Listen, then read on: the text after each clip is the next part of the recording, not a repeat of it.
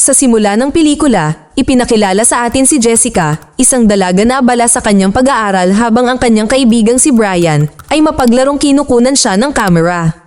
Nagbabahagi sila ng sandali ng kasiyahan habang naghahanda siya para sa paparating na test sa kanyang tahanan.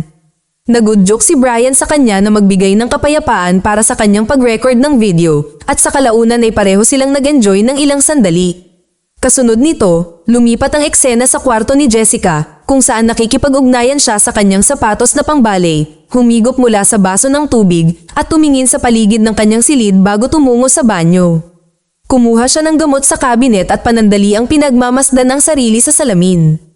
Ang salaysay ay nag-transition sa isang flashback na nagpapakita kay Brian na sinurprise siya gamit ang isang maliit na spy camera na matalinong idinisenyo sa hugis ng tutubi na nagustuhan niya.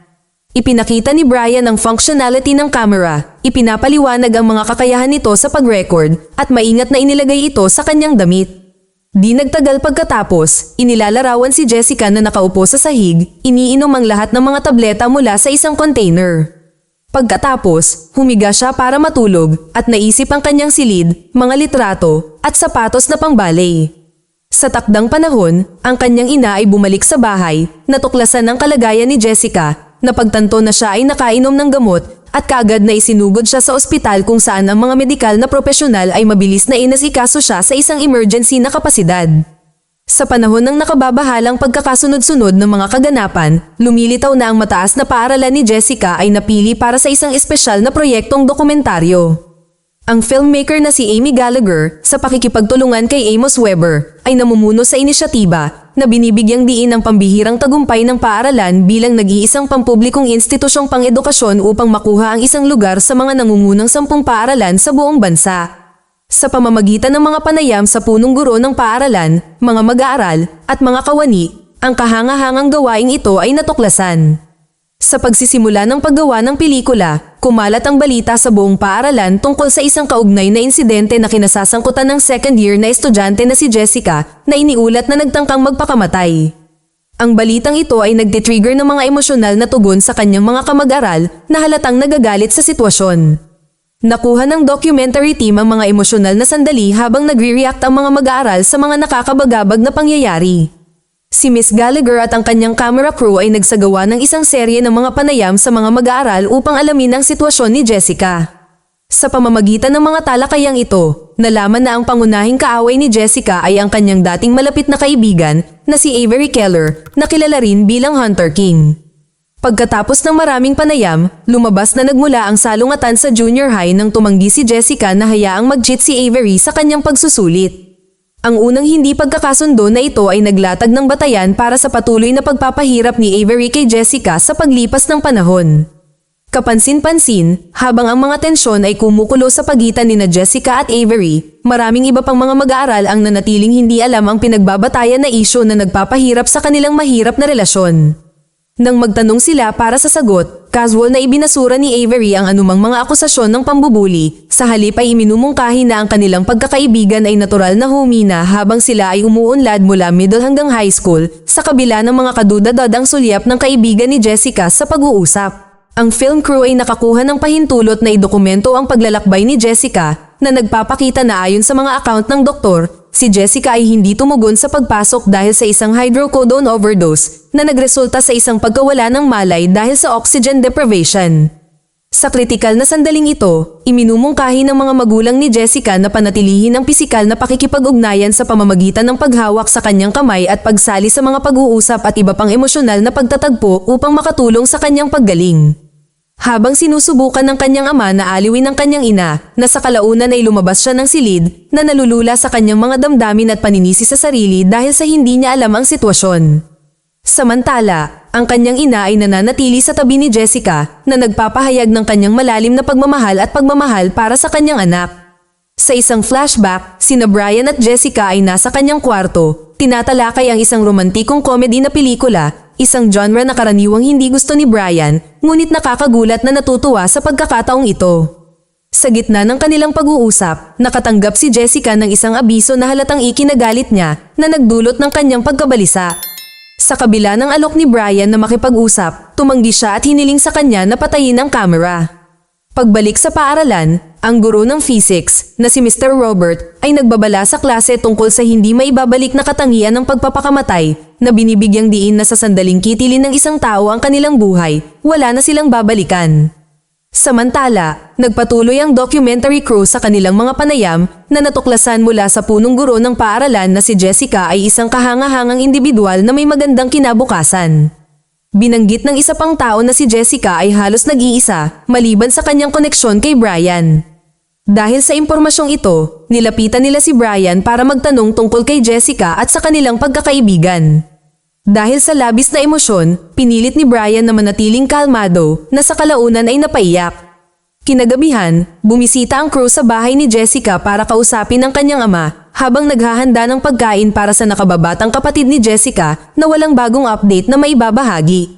Sa isang matinding sandali, ipinagtapat ni Gabriel, ang kapatid ni Jessica, ang kanyang mga pangamba tungkol sa kanyang mga takdang aralin na nag-udyok sa kanyang ama na tiyakin ito at aliwin siya, tinitiyak sa kanya na magiging maayos ang lahat na humahantong sa isang taos-pusong pagluha.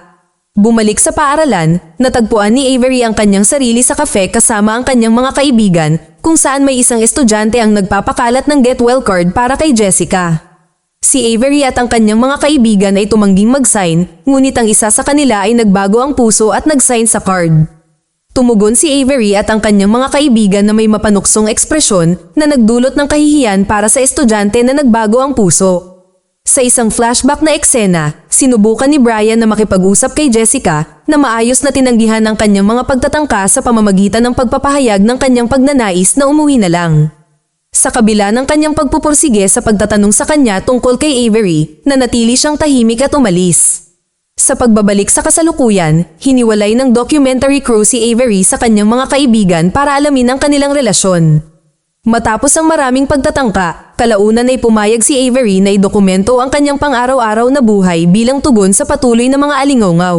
Sa unang araw ng paggawa ng pelikula, nakunan ni Avery ang footage ng kanyang mga kaibigan, kapansin-pansing pinagmamasdan si Brian habang papunta siya sa klase, sinusubukang makipag-ugnayan sa kanya nang hindi nagtagumpay habang papalayo siya.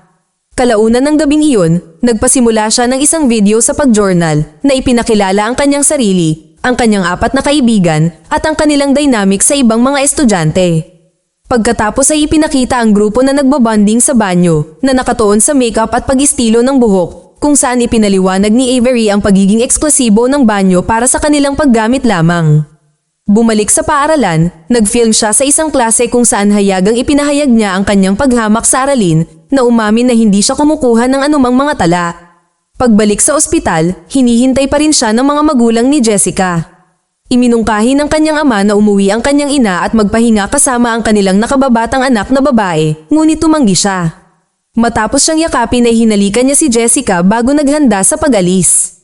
Sa kanyang pag-alis, humingi ng paumanhin ang ina ni Jessica dahil hindi niya alam ang sitwasyon ng kanilang anak na isiniwalat na sa kanya ang mga tableta. Gayunpaman, tiniyak sa kanya ng kanyang asawa na hindi niya kasalanan at inaliw siya ng isang yakap. Sa footage, ipinahayag ni Jessica ang mga hamon na kinaharap niya dahil sa mga aksyon ni Avery na nagdedetalye kung paano patuloy na nakakahanap si Avery ng mga paraan para saktan siya. Ang documentary crew ay nagpatuloy sa pakikipanayam sa mga individual mula sa komunidad ng paaralan na natuklasan na si Jessica ay binubuli at sumailalim sa pang-aabuso.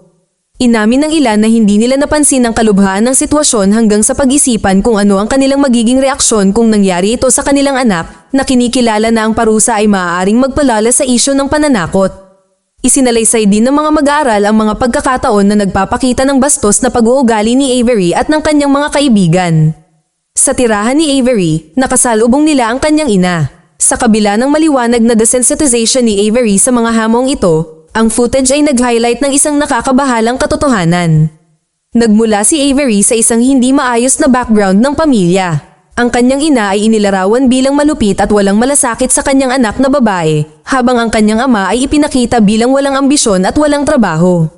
Bukod pa rito, ipinakita ang kanyang kuya bilang isang walang interes na dropout. Sa loob ng pampamilyang kapaligiran ito, ang mga kasamahan ni Avery na sumunod sa kanyang pangunguna ay kadalasang nakaramdam ng takot sa kanyang mga ugali sa pagmamanipula at panunukso. Nang maglaon, nagpa siya si Brian na aminin kay Miss Gallagher at sa mga tauhan ng pelikula tungkol sa isang lihim na kasunduan na ginawa 6 na buwan kasama si Jessica. Palihim nilang nai-record ang pambubuli ni Avery gamit ang isang nakatagong camera na matalinong nagkukunwari bilang dragonfly pin. Kaya inaanyayahan sila ni Brian sa kanyang tahanan upang ipakita ang footage. Inilalantad sa footage ang pare-parehong pagmamaltrato ni Avery kay Jessica, kabilang ang mga malupit na parusa para sa maliliit na dahilan.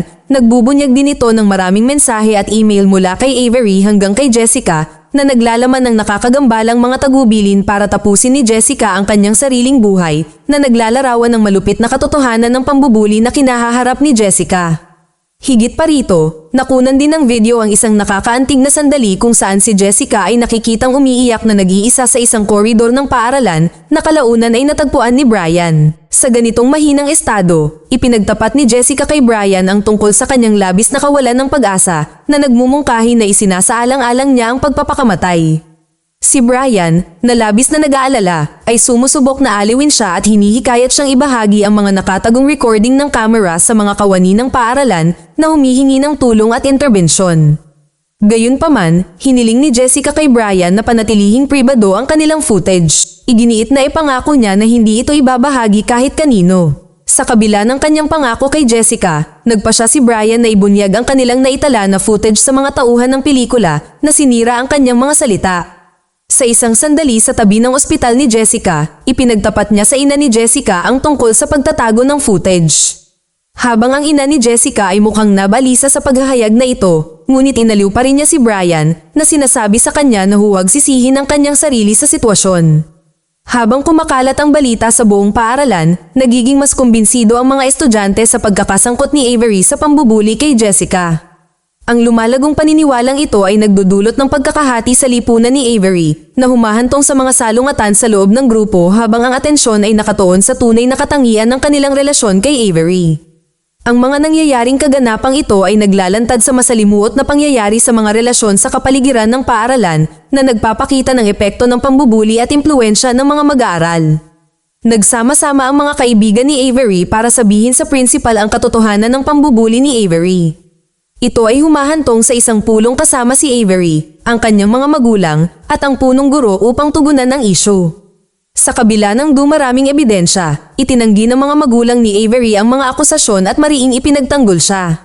Dahil sa galit, umalis si Avery sa meeting at nagpost ng malupit na video tungkol sa pagpapakamatay ni Jessica sa social media na ipinaalam ito sa lahat ng estudyante. Nang maglaon, natagpuan muli ni Miss Gallagher at ng kanyang koponan si Avery sa koridor ng paaralan. Pinapayuhan siya ng mga ito na tanggalin ang nakakainis na post sa social media at ibunyag na mayroon silang matibay na ebidensya ng pagmamaltrato niya kay Jessica. Ang pagtatagpo na ito ay isang mahalagang sandali sa kwento dahil pinipilit nito si Avery na harapin ang mga kahihinatnan ng kanyang mga aksyon na posibleng humantong sa isang pagbabago sa paglutas ng sitwasyon. Nagtatanong din sila kung papayag ba siya para tignan ang mga ebidensya at pumayag siyang makipagkita sa kanila sa kanyang tirahan mamaya sa gabing iyon. Samantala, noong gabing iyon sa ospital, nasaksihan ng mga magulang ni Jessica ang biglang cardiac arrest sa panahon ng pagbisita. Sa gitna ng kanilang pagsisikap na iligtas siya, sila at ang mga tauhan ng pelikula ay mabilis na pinalabas sa ICU habang ang mga medikal na propesyonal ay apurahang nagsisikap na buhayin si Jessica. Sa isang makabagbag damdaming eksena, pinanood ni na Avery at Miss Gallagher ang mga footage kung paano pinapahirapan ni Avery si Jessica. Habang nasasaksihan niya ang mga kaganapan, unti-unting nasiraan ng loob si Avery, sa kalaunan ay hinihiling na ihinto ang video. Sa sobrang panghihinayang, siya ay lumuha at nagpahayag ng matinding pagsisisi na nagsisikap na ihinto ang footage. Sa kanyang pagkabalisa, ipinagtapat ni Avery sa gumagawa ng pelikula na ibinahagi ang kanyang damdamin ng kalungkutan at panghihinayang. Nag-aalok si Miss Gallagher ng aliw at pag-unawa na kinikilala ang pagsisisi ni Avery at binibigyang diin ang kanyang kabaitan. Nagawa ng medical team na buhayin ang tibok ng puso ni Jessica, ngunit nagbabala sila na ang kanyang mga organo ay hindi nagpapakita ng mga palatandaan ng pagpapabuti. Kung hindi siya magigising sa lalong madaling panahon mula sa pagkawala ng malay, ang kumpletong pagkabigo ng mga organo ay isang nagbabantang-banta. Napagtanto ang kabigatan ng sitwasyon, si Avery ay nagkaroon ng malalim na sandali ng pag-unawa sa mga kahihinatnan ng kanyang mga aksyon.